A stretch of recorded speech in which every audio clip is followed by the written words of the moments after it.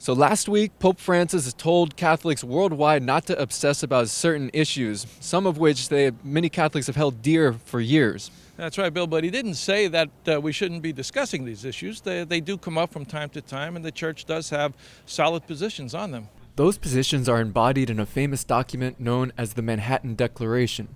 It was created by some of the top religious names in the country. Over 500,000 people have signed it, publicly backing religious liberty, traditional marriage, and right to life. Each year, many of them gather together to reinforce their stance, which the Cardinal of New York, one of the Declaration's principal authors, says is in line with the Pope's recent message. How does an evening like tonight fit into what the Pope is talking about? Right on target.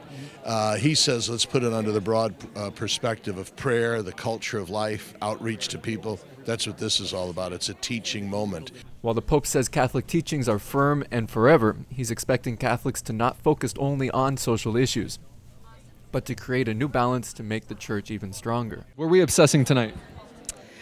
I don't think that it's obsessing. I think needs to be a balance of focus on all issues, and social issues are obviously an important part of our culture, and so I think it's good that certain scholars and certain activists have a particular vocation. The Pope says that he's been reprimanded for not speaking out on pro-life and traditional marriage, saying he worries that the Church has become obsessed with these issues.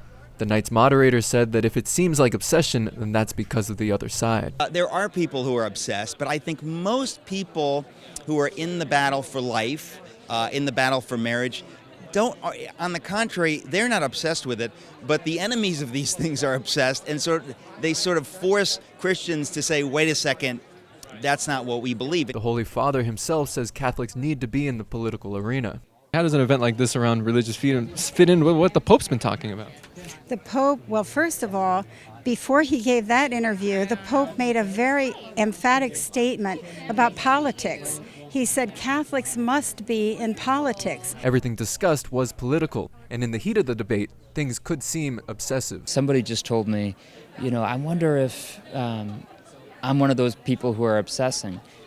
I ask that myself sometimes, and that's why hearing the words of our shepherd always speak to the heart. There's no reason to think whatsoever that a strong voice and a determined voice is somehow obsessive. But if our heart is attached only to one issue rather than the fullness of the gospel, that's obsessive.